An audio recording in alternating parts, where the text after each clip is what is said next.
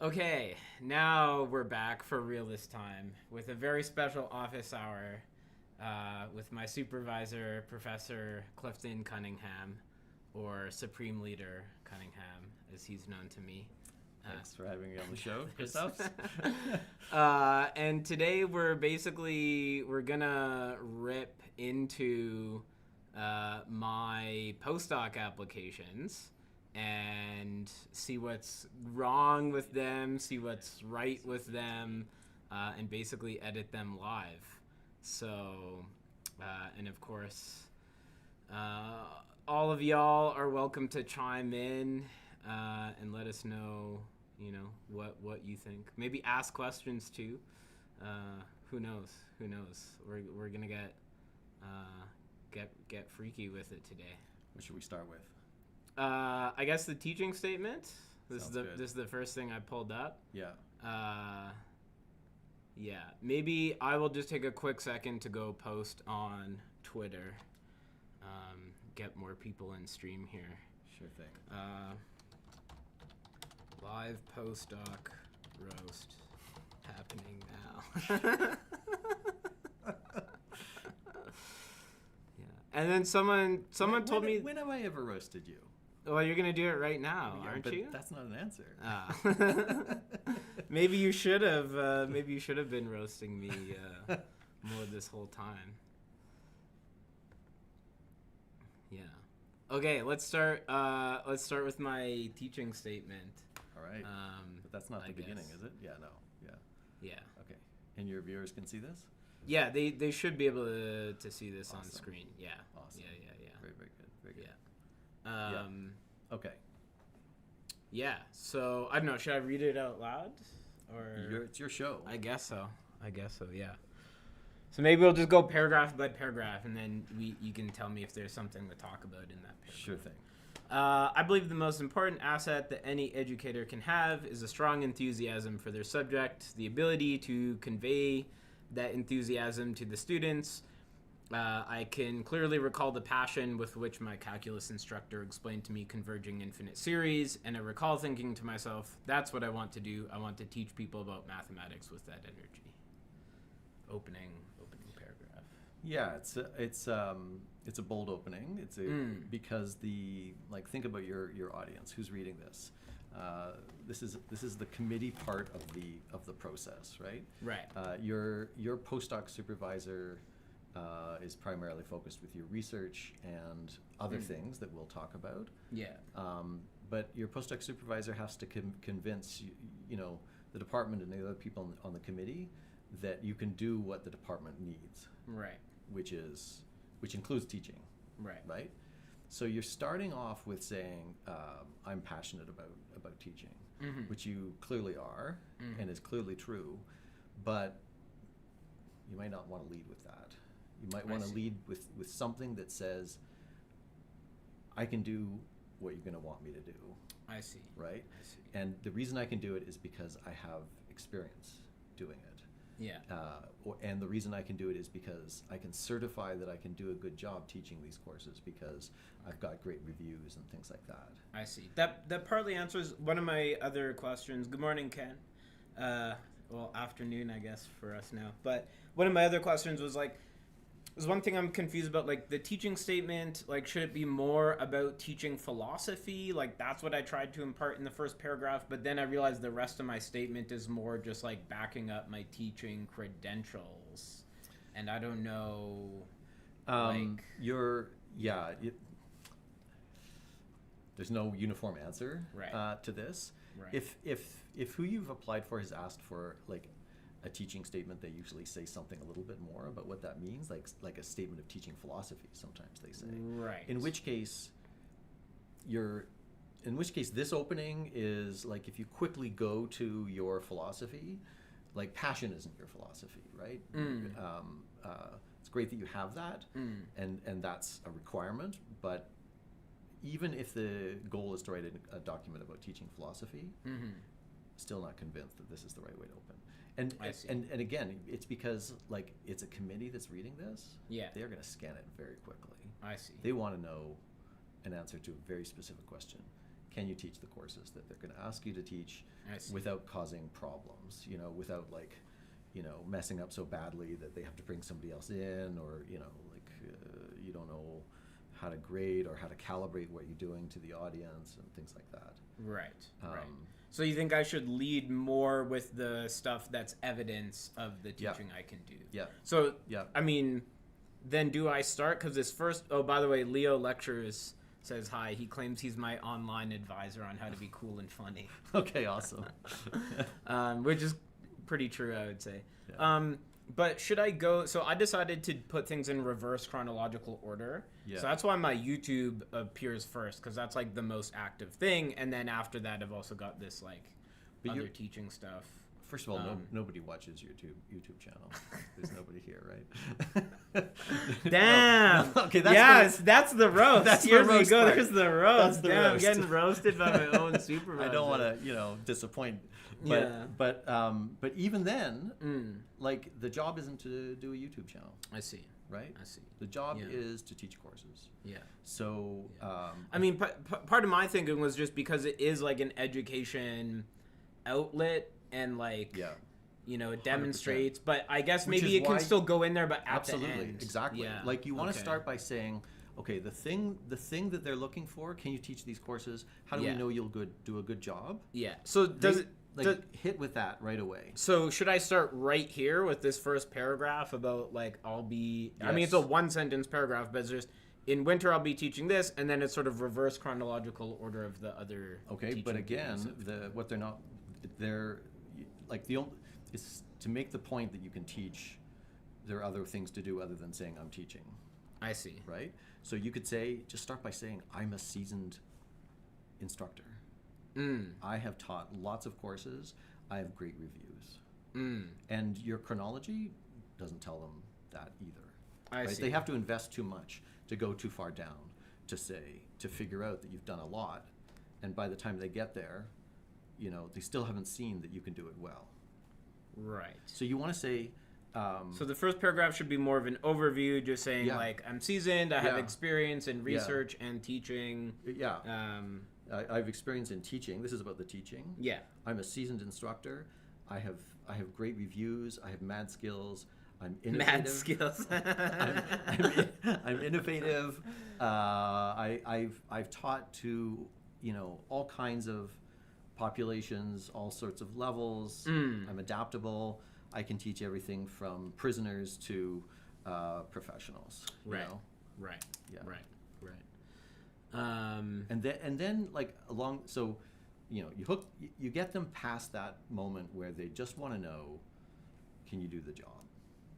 And then you start showing them that you can do the job, and in a great way, in a like really innovative way, in a very special way.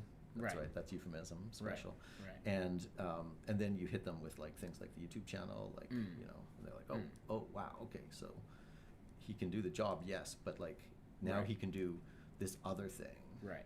So which we're going to come to the other thing later. Yeah. So overview paragraph, then evidence of my teaching experience, and then like extracurricular. But the overview isn't just factual either. The overview is, what's the overview? I am a seasoned instructor, or maybe seasoned isn't the right word, but like, I have extensive experience teaching a range of courses. I have excellent reviews. Right. Yeah. And then you can start giving the evidence. Look at this list of courses I've taught. Look at the interesting things I did in these courses. Right. By the way, besides doing all of this, I also do this YouTube channel. Right. I also do teaching off campus, Right. Yeah. Right. Okay. Yeah, those are great points. Just to address a comment from Ken here, I don't think I can say that I have the ability to live for 1,000 years being cryopreserved until I've filled out all the forms. Okay. Yeah, I'm going to be cryogenically preserved. I didn't know. I've decided. I see. Yeah. Be also good to edit in a faint image of my face in the background of the pages to make them subliminally like you more than others. That's right. Oh, no one will notice that. Yeah. Yeah. That seems guaranteed to work. Or like those ways, those AI images, you can have them be an image of one thing but secretly of another. If somehow I could feed it into GPT and get it to organize the text. Great way in to that stand way. out. Anyway, Yeah. like Yeah. no one will forget your application. Right. And that's over dinner. They'll be saying, "Did you read that Did you see that application where that guy did that?" Yeah. Yeah. Leo asks if they should call you Father K. Who, me? Yeah. Why K? Well, because I'm K. They call me K because I'm K theory. Yes, I'm absolutely. Father yeah. K, Okay. yes. Yeah. Bless you, my child. Yes. Okay. So then I start jumping into. So these paragraphs here. Yeah. They're true chronological, right? Like the first paragraph, in winter I will be teaching this. Mm-hmm. Like, what are your innovative plans for that course? Right. Or, even the ability to this is going to sound terrible, but like take orders, because a lot of courses are large coordinated courses. Right. And what do they need an instructor in one section to do? They need them to be able to like play their role in providing a thematically and experientially unified course, right? So they also want to know that you can like teach this material at this time in this way, right? As some course coordinator has already like decided through some long process, Right. Yeah. Right. Yeah. Okay. And what about some of these other ones talking about, my work as the Math Help Center coordinator? Yeah. This is good. These ones are good. Yeah. Because you're saying what you've done and then like some hook about it. Yeah. So that brings us. Okay. So there's some hook about it for all of these leading up to the least recent one, the VXML project. Yeah. And then Can you go back to the VXML? Yeah. Not everybody will know what PIMS means, and no one will know what VXML means. Yeah. So this is something I was a little unsure about, like how to communicate that, because probably they don't want me to put hyperlinks in the documents. No, but you can say like this was a project, I guess, right? Not a course, but like this is a project that was like run by a mathematics research institute. That already tells them something that's kind of cool, and then you can maybe even this is where you say PIMS, right? And like at one point say Pacific Institute for the Mathematical Sciences to explain your acronym, and then vertically integrated blah blah blah. These are largely buzzwords that are no longer buzzwords, but say them. Right. Still. Right. Yeah. Right. Okay. Yeah. Okay. So like, lead with something that tells them that you can get the job done that they want you to get done. Right. Again, the person who's sponsoring you for the postdoc really wants you to, efficiently communicate that to their colleague who doesn't want to hire you because they want that your colleague wants to hire somebody else. Right. And when you get to the chronology part, like, don't focus on the chronology. Focus on your skills, the evidence of your experience and success. Yeah. I think you've got all of those elements in here. I would suggest rejigging them the way that we talked about. Right. Yeah. Right. Yeah. Okay. No, that all makes sense. And then I'll have to think about, like, I just dumped this other paragraph down here, so I mean it's not going to stay here, but be more specific in at least one regard. Like, I've hosted several reading seminars during my time as a graduate student, such as blah blah blah. Yeah. Okay. Yeah. Because just several reading seminars, like, okay, Right. Yeah. Okay. Question for you: how different are postdoc applications for Europe versus US/Canada? I mean, first of all, there's the timing of things. The US is quite coordinated and regimented. Europe more so as time goes on, but they have windows, and then there's another window, and not all European universities are on that at all. Right. So in the past, European applications were being accepted long after Americans weren't. Right. Canada also not fully coordinated with math jobs. Right. So like that's so timing is a big difference. Right. Like, I mean, Canada and the U.S. are totally different culturally, for example. So there are things there that you want to like pay attention to. Same goes for Europe, obviously. Yeah, and I guess another thing is, you know, for some postdocs at some institutions, you will be expected to teach large survey courses. That's the bread and butter part that we were talking about for this application. Right. At other schools, you will be expected to teach something that's at a higher level because you're someone who's coming in with a research perspective from some other place. You're postdoc, you've already got your PhD. You in some cases you're going to teach a course on your material. Right. Unfortunately, that's few and far between these days. But well, I think used to be standard in some schools. Yeah, I think the Dartmouth application actually said you should teach at least one thing relevant to your research area. So there's nothing here that explicitly says that, except for there's some hints that you could flesh out to saying yes, actually I could teach a course on. I could teach a graduate course on representation theory. Right. But I could also teach a course on stocks of perverse sheaves, or obviously that's way too specific, but sure. Yeah. My university, the incoming postdoc, typically teach the most advanced and least advanced courses. Haha. Yeah. Right. Yeah. So address that range, right? You can say, are you close to your word limit here? I don't. I don't think there is a word limit. So yeah. So and you can even say, I would love to teach a course on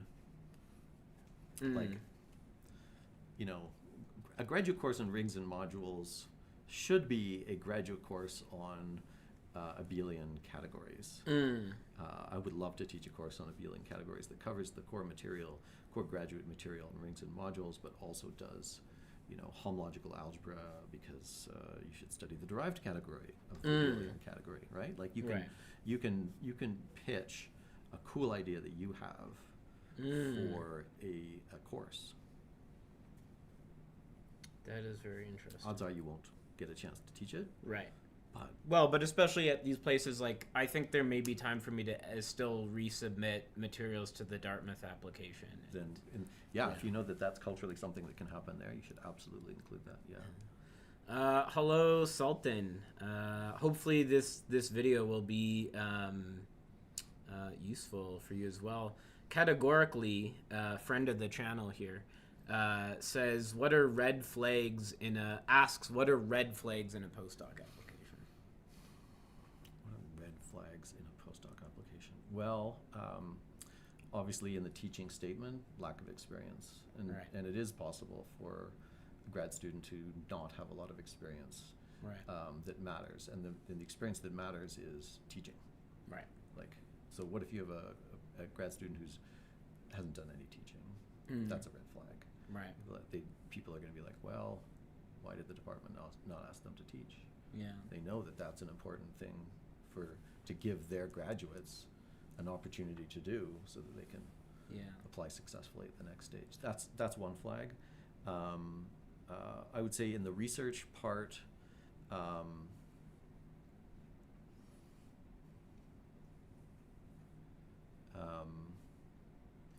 if you don't communicate that, sure, you did a PhD, but you also have your own ideas, your own agenda, and an ability to be an independent researcher, that's a red flag. As you know, some supervisors do too much or too little for the graduate students, but as a postdoc, you need to, you're moving out of that. Right. environment. Right. They're going to want you to do to show up, play a role in their research community, and contribute to the functioning of the department. Right. Which is something earlier I said we'll talk about something else later. That's what I'm referring to. Oh, okay. We can bring that up in the research statement maybe. Or what do you want to look at next? Yeah. Let me just catch up on some of these comments. Yes, that's also true. Yeah. Pretty sure all of homological algebra is supposed to be learned by osmosis in about 10 different courses. Yeah, but imagine if the modern graduate syllabus had a course on abelian categories and their derived categories. Right. That'd be good. Yeah.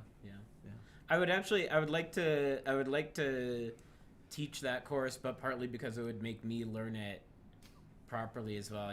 Obviously we have papers together which derive categories all over the place. So obviously I have a working knowledge, but maybe we should mute this for a little bit.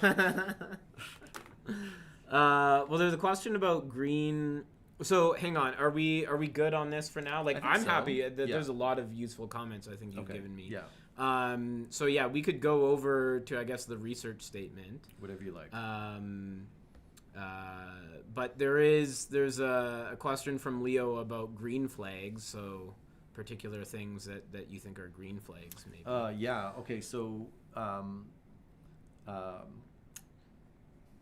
so I mentioned, I said, an absence of this would be a red flag, but obviously the green flag is, say, the thing that establishes that your ability to function as an independent researcher. Right. Let me jump, because it's in the background all the way through the whole postdoc application. Even more so for faculty positions, but it's still there for postdoc. They want to know that you can teach. Yes.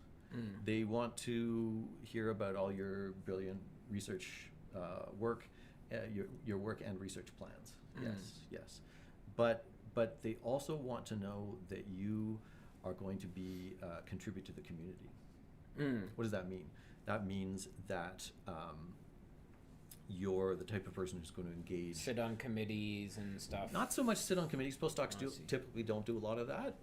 Well, for the faculty position. For the faculty, absolutely, that's right. Yeah. But that you are you're ready to interact with people. Right. So a green flag in that context is, mentioning people that you want to work with. I can't wait to talk to Professor so-and-so about blah, blah, blah, because I want to learn this and I think it has relevance to this. Right. So that actually, I realized maybe in my cover letters, I do say some more vague things about there's people in your department working in this area, but maybe I should pick out some more particular names. Be specific. Yeah. Yeah. Actually, I just realized Leo actually asked a slightly different question. What are green flags / red flags for a supervisor?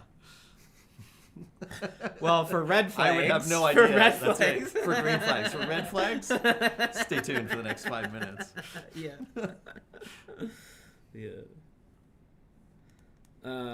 Okay, let's take a look at my research statement. Yeah.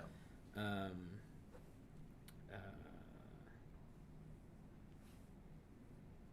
research statement here.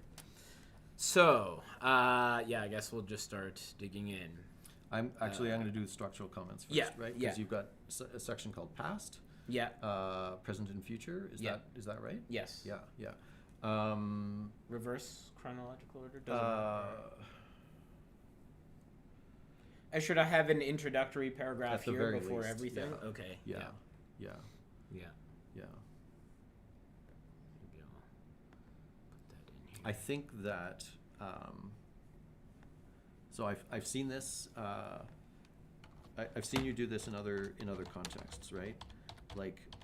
Sometimes in an introduction to a paper, you list the contents of the paper. Right. In the research statement, you were listing your courses and thinking about chronology and doing things chronologically. In your research statement, you literally have segments that are chronological. Right. That doesn't address the question that they have, which is, can you do the minimum teaching requirements? Great. Now I'm going to keep reading. Oh my God, you're awesome. By the time I got to the end of it, For the research statement, are you capable of becoming an independent researcher? Right. Yeah. Right. Right. Red flags. Sorry. And who are you going to work with in our department? How are you going to contribute to the research environment in the department?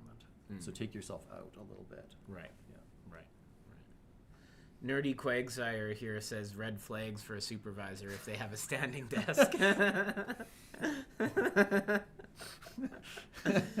They know they're an undergrad here. I see. Actually. Okay. Yeah. So there was some Star Trek spin-off that had a commander who had no seating in their office.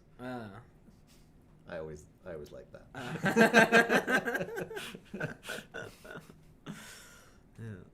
So you walk in and your first thought is, my time here is short. I'm talking about life. Lie down desk is similar. I use a lie down desk most of the time.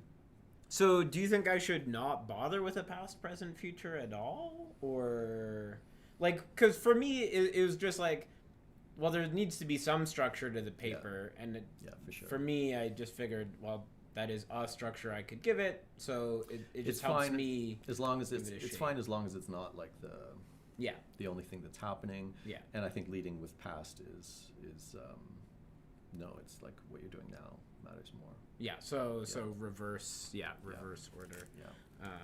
Right.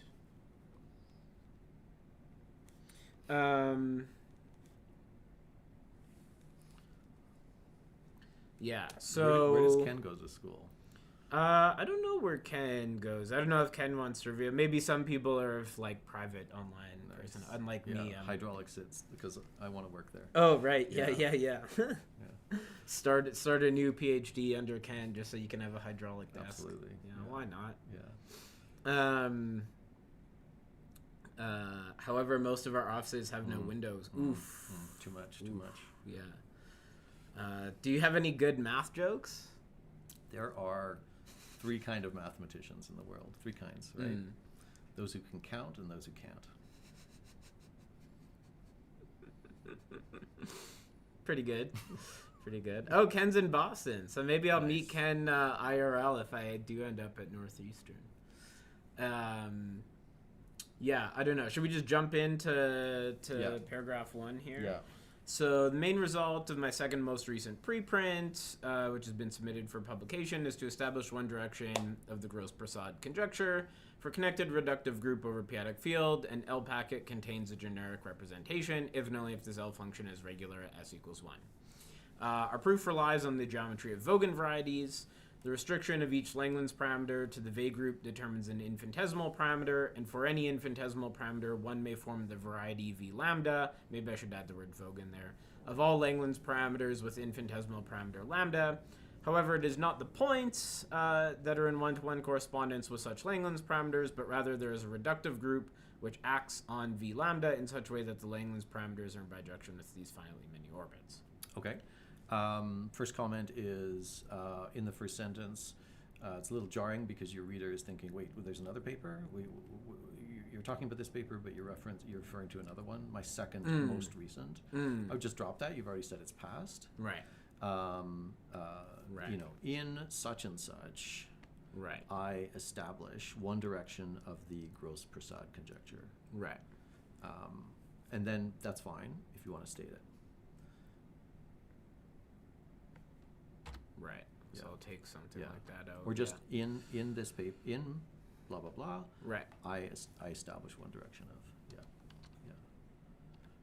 It's more personal, which is Should I say I, though? Because, I mean, you're my co-author as well as two others, right? Okay, true. We? Yeah. Yeah. Or my co-authors and together with my co-authors in blah, blah, blah. Another comment about this is, so you say that V lambda is, could you just blow it up a tiny bit? Yeah.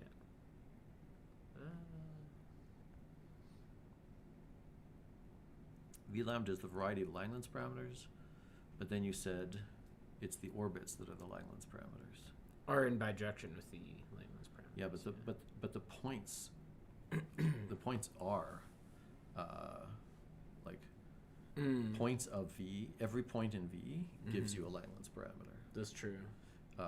The orbits give you equivalence classes. Of Right. Langlands I guess parameters. I should say. Yeah. I guess I should Yeah. say equivalence classes. Yeah. Right. Right, because you say the variety is the variety of Langlands parameters, but it's the orbits that are that's not internally consistent. Mm. Yeah.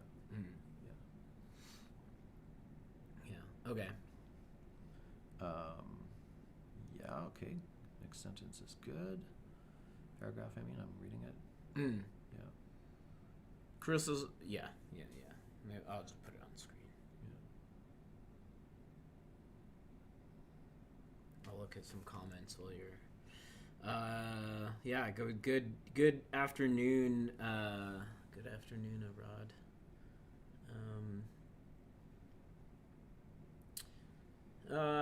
VS Code, LaTeX. Yeah, maybe one of these days. If I end up there, I might be in the office next to you, Ken. That would be incredible. We could meet before we get unthawed, before we even get frozen. What's BCF? That's generosity part 1. Oh, that's us. Yeah. Yeah. Right. Yeah. Yeah. Or no, that's part 2. That's part 2. Yeah. Yeah, that's a paper I'm talking about. Yeah. Hey Fimnel, this is my supervisor. He's giving me pro tips on my postdoc application documents. Yeah. The experts are going to read the second paragraph and object, and the non-experts are going to be confused. The experts are going to object because at the end you say this geometric version is what allows us to blah blah blah. You're like, but like an expert will say, p-adic, the cushion-holistic hypothesis is about geometry. So there's. Oh yeah, I meant the geometric. So what I meant is the geometric formulation of the Gross-Prasad conjecture is what allows us to apply Kausan-Lustig, precisely because of what you said. Then make that linkage. Okay. Right, like your first paragraph talks about again Gross-Prasad. Your second paragraph seems to be talking about just Kausan-Lustig. Right. There's Gross-Prasad conjecture has an equivalent formulation. This geometric version of what it allowed us to approach the results on Gross-Prasad using the p-adic Kausan-Lustig hypothesis. Right. Just be really explicit about that. Right.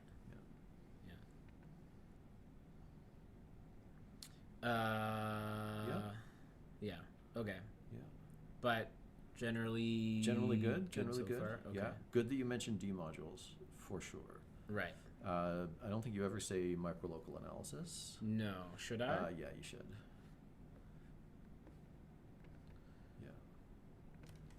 Yeah. Or characteristic cycles or something like that. I do say, I think characteristic cycles. I do say characteristic nice. Cycles of D modules. Yeah. So is that okay then, as is? I'd still say the word microlocal analysis somewhere. Okay. Yeah. Because like someone's going to be reading this, for whom that will be a flag, and then they'll say to their colleague, "Oh, this guy mentioned microlocal analysis. Don't you do that? Right. You should look at this application." Right. Yeah. Right. Tell me what you think of it. Okay. But like always keep that in mind for all of the this is my overarching advice, right? Yeah. For all of the documents attached to your postdoc application, keep in mind what the objective is, which is to become part of their research community and healthy functioning of their department. Right. The former means seminars, good conversations, lots of people that you want to talk to, faculty members, right? And other postdocs. Right. And grad students, things that you can do for grad students. How can you mentor them? You talk about that. Right. And then the teaching statement. Well, we already talked about that for the most part, but like, right. I can do what you need me to do in the teaching. Yeah. plus I'm awesome because I have a YouTube channel. Right. Ken really has the best advice here. I've got a man on the inside says he's willing to throw away my competitor's application. Perfect. You shouldn't have posted that in the comments though, Ken, because now there's evidence. I can't keep this video up. They'll know if things go missing. Please take this video down. Yeah. For other reasons, also. Leo Lectures filters out applications with microlocal as well. Yeah. Well. And then the last paragraph here is I just say a little bit about how we noticed these features about smooth closure. Bring it back to genericity. I see. Yeah. I see. It's good to frame sections in that way. I see. You started talking about gross prasad and genericity. Mm-hmm. You have a great opportunity to do that right here and bring it all home. I see. So just say... Well, open orbits are where you find the generic representations. Right. Yeah. Right.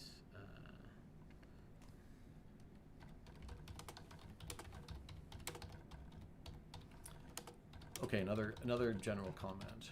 Yeah. You're talking about your work. Yeah. You're talking about it with a level of detail that's it's pretty serious. It might be too much. Yeah. But it's certainly not too little. Yeah. But what you haven't done, I think, in this document is situated your research in the broader context. Right. I mean, that should go with this missing intro Yes, paragraph. that's right. So Yeah. you want to say, I work in the Langlands program. I work in the local Langlands program. Right. I work on these things in the local Langlands program. Right. Yeah. And in between those two things, like say, everyone has their own view on what the Langlands program is all about. Give yours. Right. Again, that's because that gives you an opportunity to say, oh yeah, there's somebody in the department whose work is interesting to me, but also somebody in the department who might be interested in my work. Right. Maybe I can help them write that paper they've been trying to write for 5 years. Right. Because I know about vanishing cycles. Right. Okay.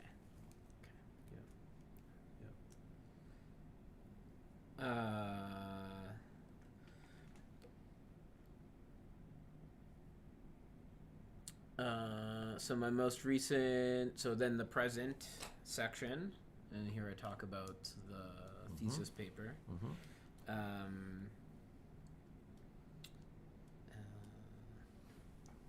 Yep.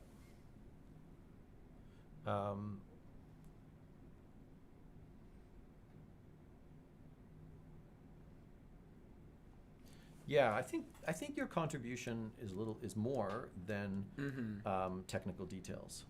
Yeah, I guess I did. I haven't really changed this since I made more of an overhaul that's what it since felt like. the introduction. So change that with that in mind, which Yeah. is to say, don't underplay your contribution to this. Right? Yeah. You're not just filling in technical details. Yeah. Yeah.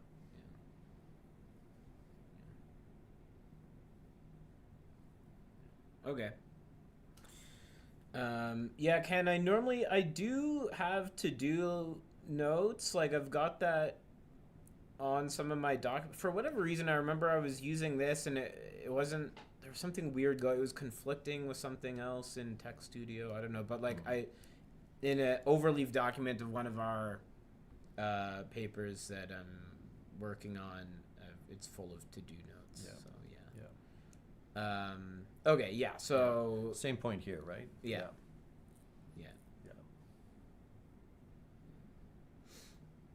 Which postdoc positions pay $1 million a year? Well, if you solve one of the clay problems every year. Right. Yeah. That's not really the postdoc Not really position. postdoc. You don't need... Paying you well, yeah. Tell them I solved Riemann hypothesis and can do it again. It's part of the discussion. Yeah, that'd be good. Yeah, so this is if anything, you should lead with this, right? Right. So this section on future, Yeah. because you're addressing that question.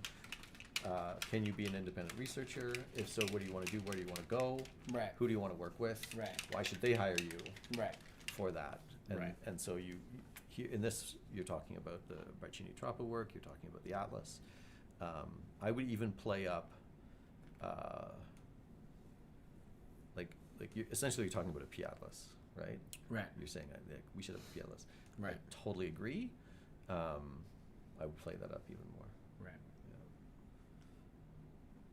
Yeah.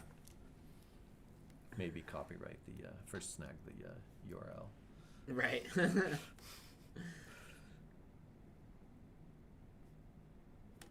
Yeah. Okay, and again, as we keep reading, connected. You're talking about disconnected p-adic cache downloads Yeah. for disconnected groups. Yeah. Why? Mm. Why would anybody care about that? Right. Right? Mathematics is full of examples where people say, well, you can do it for this class of rings. Why can't you do it for that? Maybe you should try and do it for that class of rings. Right. That's not your reason. You're not doing it just because, well, we've done it for connected groups and we should do it for disconnected groups, right? Like there's a reason. Right. And the reason is twisted endoscopy. Right. And the reason is, and why does that matter? Oh my God, that's how we know. Arthur's work is all about using twisted endoscopy to prove the local Langlands correspondence, or the Langlands correspondence, actually. Mm. Yeah.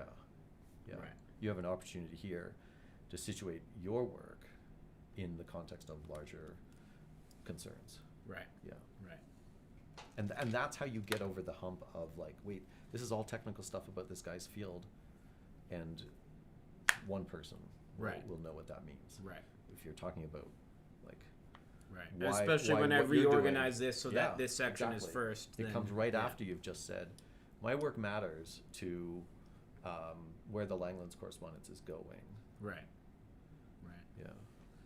Yeah. We do have another question here from Sultan. They would love some advice on, is it a good idea to apply for positions focusing on a topic for which you don't have the exact background, but an adjacent one? Or should I not waste time with that? Well, you should apply for everything. But if you've got expertise that's adjacent to something they're asking, definitely, absolutely. Yeah. And then say that's why you're a good person to bring on board. Right. Yeah. So I would definitely go for that for sure. Yeah. Yeah. Because certainly as I've been going through this, I could barely walk. Yeah. After my bout of twisted endoscopy. Yeah. Yeah. See, that's Leo really is got it. my supervisor on how to be cool and funny. I can see that. Definitely is the funniest part of this channel. I can see that. Yeah. Okay. Yeah. Let's go to your cover letter. Yeah. Yeah, so this is the one for Northeastern. It's not super specific at the moment, so I know that definitely needs to... So, yeah, I basically just made it an overview of everything. Yeah, right? Same principles. Lead with, who do you want to work with? Okay. After this statement where I say I here? don't mean literally the first sentence, but I'm so excited about going to work for your department. I'm especially interested in working with so-and-so. Yeah. Yeah. Or your group on, your representation theory group. Right. Yeah. Right. Yeah. Yeah. Very often, postdoc applications, they will go to a committee. The committee will then notice that you're a good fit for so-and-so who's not on the committee.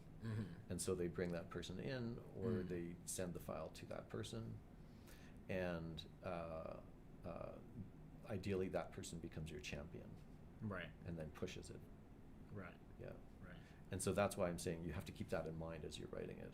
Right. Trying to give them what they need to get your application out of the committee. Right. Yeah, I think in some other cases I was specific about that. For example, like to Austin, because there was like one person in particular I definitely had in mind, or with Sevilla, Professor Minguez. I said, hey, this is why I think I would like to. Yeah. So I did do that correctly in some, but good. Yeah, I definitely. Yeah, I think I need to. Do my research. Wow, Leo is better at math than Kay. I mean, that's kind of true, but you don't have to say that out loud. You know what? You get a 1 minute ban. That's what's happening. Put user in 1 minute timeout. That's what you get. Yeah. Or do you think a 5 minute timeout?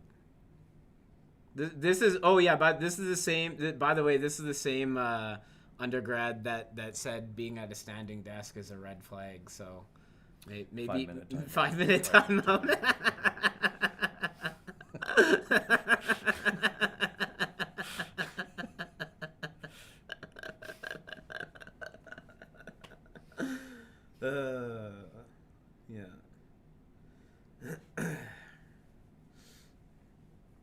Is that good? Is that helpful? Yeah, that's super helpful. And then what about like some of the other stuff that's here? That's all fine as long as I put like the more specific people first. So something I like is that you're situating your work in the context of the Langlands program, famous conjectures by famous people, and then, you say something that's sort of more that conveys something about you as a person, which is your YouTube channel work. Yeah. Okay. Yeah. Cool. Yeah. Cool. Yeah. I guess that's everything. Okay. Yeah. All right. Yeah. So is that enough roasting?